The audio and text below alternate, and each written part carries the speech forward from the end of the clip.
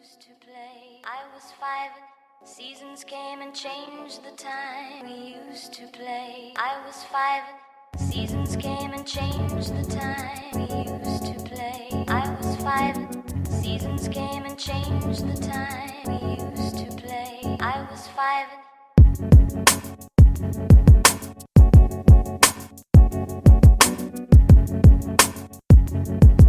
Good morning. Good morning. Good morning.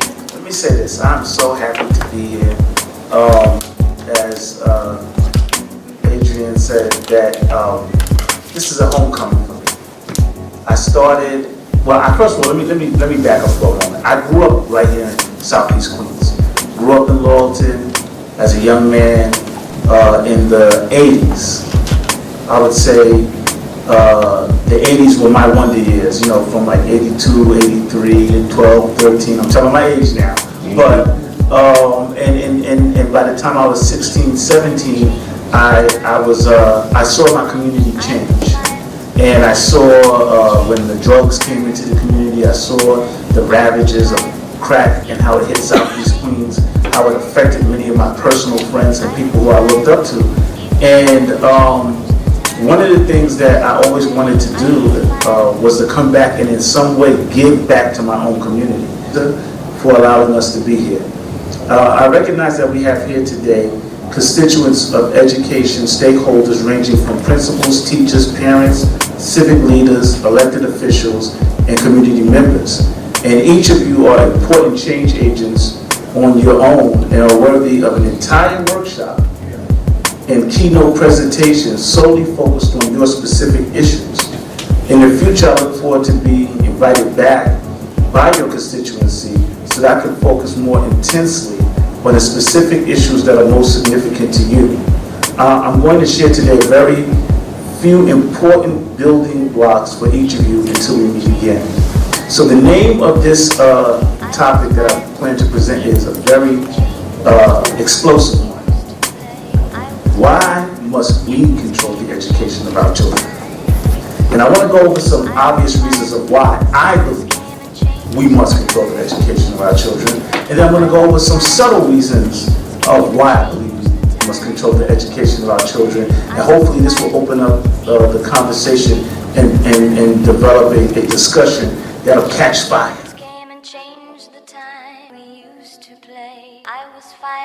Seasons came and changed the time we used to play. I was 5 and seasons came and changed the time we used to play. I was 5 and seasons came and changed the time we used to play. I was 5 and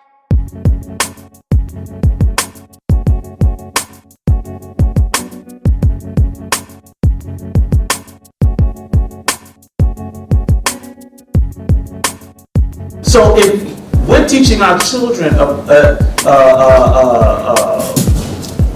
history or whatever we're teaching them, and they don't see themselves reflected in the curriculum, then they become disinterested.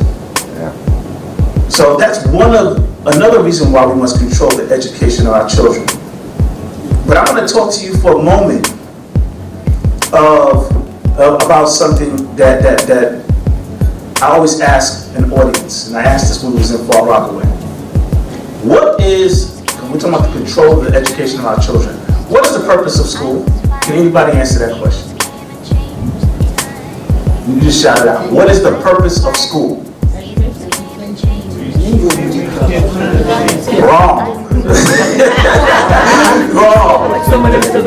Let me tell you something. Indoctrination. The purpose of school is simply to prepare you for your role in society or what role society expects you to fulfill. The reason why we have 2 months off in the summer is because we were an agricultural society. And they needed the students to be out of school so they could go reap what they had sown in the land. Then we went from agriculture to industrial. And so what was in schools? Home economics, wood shop,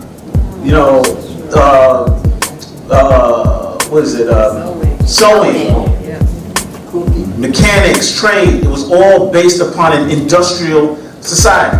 We moved out of the industrial age and now we're in the information age. So we have to have computers in the school. We have to have smart boards. We have to have technology. We have to teach the students coding. This is all preparation for the role in society, and it's preparation for you to meet what the society deems as a need or a demand. Right? So if that is the case, the question I ask is, what role in society are we being prepared for? None. Oh no, we got a role. Oh, the slave, I'm sorry. No, we do have a role. Our role is, say it The again, slave. it's the slave.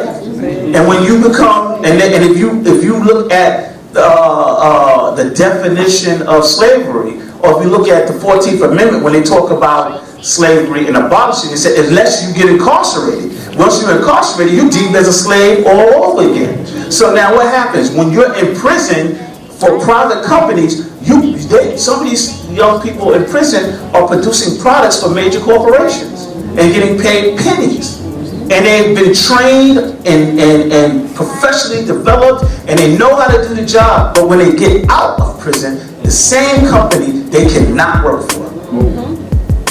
So society prepares us for our role in society, which is slavery or imprisonment. This is why more money is spent on security guards, metal detectors, instead of money being spent on enriching activities.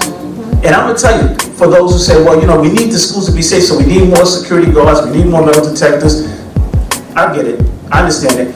But let's look at the schools like Columbine, where there's not a lot of black children there. Okay, this is how racism bites you in reverse. Because you don't think that in your communities that those children are dealing with guns until they show up at the school and mass murder people. Then you want to have a discussion about gun violence when we deal with that every day. That's one. Two, as a principal, I was clearly aware that if a student wanted to get a weapon into a school, there's nothing that you can do to stop them. So it's not about more security or metal detectors. What it's about is engaging young people. That's what it's about. Because when young people feel like this is my place, they feel connected to it. They feel like this is my family. Then they govern their own behavior. They won't do certain things within the context of the school if they feel that the school is giving them something of value. So we always had activities going on, after school programs that touched and reached every population. And we always was engaging young people, reaching out to them, talking to them on their level, having conversations with them, getting to know their parents, getting out into the community, knowing the family. You know why? Because what I found is that by developing those relationships, you stop a lot of stuff before it gets started. A student will come to me, Mr. Blake, so-and-so has, I think I saw him with a weapon. They'll tell you. Being visible as an educator. I used to walk the perimeter of my school. I used to walk 10 blocks away from my school in both directions. And I would see parents. And you know what? I was able to stop stuff before it got started. Parents would pull up on me right before I'm going in the building. Hey, Mr. Blake, look, my child's being bullied. You can handle that. I got more. So we took care of it before it became a big deal because they had access. So school prepares us for our role in society. I'm going to prove my point. So, because this is on tape, somebody's going to say that book is just talking about smell. So I want to prove my point here. Okay, I want to prove my point. Because I know there's a mindset out there that doesn't want to acknowledge it until you put it in their face. It's just like no one wanted to acknowledge that black men were being beat by police and killed by police until it got on camera. Then, hey, did you see the news? Right? We knew that, right? So, look at some of the founding fathers of public education in this country and what they say. In his 1905 dissertation for Columbia Teachers College, Elwood Cubberley, the future dean of education at Stanford, wrote that schools should be factories in which raw products, children, are to be shaped and formed into finished products, manufactured like nails. And the specification for manufacturing will come from the government and industry. That's The next year, the Rockefeller Education Board, which funded the creation of numerous public schools, issued a statement which read in part, "In our dreams, people yield themselves with perfect docility to our molding hands. The present educational conventions, intellectual and character education, fade from our minds, and unhampered by tradition, we work our own goodwill upon a grateful and responsive folk. We should not try to make these people or any of their children into philosophers, or men of learning, or men of science. We have not to raise up among them authors, educators, poets, or men of letters. We shall not search for embryos, great artists, painters, musicians, lawyers, doctors, preachers, political statements, of whom we have ample supply. The task we set before ourselves is very simple. We will organize the children and teach them to do in a perfect way the things that their fathers and mothers are doing in an imperfect way." How to be a better slave. Thank you. President Woodrow Wilson, when referring to public education, said, "We want one class to have liberal education. We want another class, a very much larger class of necessity, to forego the privilege." Let me stop right there. Didn't say right.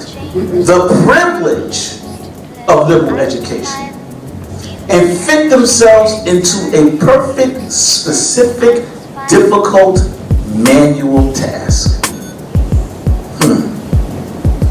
So this was the goal for the majority of the American populace. This was the goal for America. So they wanted the majority of Americans not to have what is they consider to be privileged education and become scholars, lawyers, doctors, and men of science. So that was what they wanted for the majority of Americans. We weren't even thought about in this discussion. So you already know that there's a whole other track for us. One of the reasons that I had problems is because I was trying to create scientists, scholars, global leaders. We had a pre-nursing program in our school, pre-engineering, pre-law. Shame on you to think that these young people of color qualify to have such an enlightening education. One of the other things that we focused on that is not talked about is entrepreneurship. I don't understand for the life of me, when we know that we have more people in America than we have jobs, why we're not teaching our children to be entrepreneurs, to own their own businesses, to not work for someone for 30 years and make another man rich off your sweat. See, true education will teach our children the importance of nation building, community building. When I walked in today, I was spying on a conversation in the audience, and two gentlemen were talking about in other communities the dollar takes 21 times before it leaves the community. In the white community, the Asian community, I think they said, and in the white community, 7 times before it leaves. And in our community, as soon as we get it, it's gone. See, there's a different education going on over there, right? Because they have used their education to build something called Chinatown. Now you try to go open up the business in Chinatown and see if you're successful. Just try it. Okay? That's right. Little Italy. What's up? Everybody else is like they realize, and I'm not trying to insult us, but business is the symbol that a community is alive, that there's life happening in it. And if you had to judge our community, you would have to, in all honesty, say that our community is dead. And that the others, and so when you see all these different stores from other places coming in, they're like the buzzards feeding on a dead carcass. Right. They know that when they want to get rich, they tell them over there, you want to get rich? Go to the black community and open up a business in a black community and you can make yourself rich. Now, I'm not trying to distance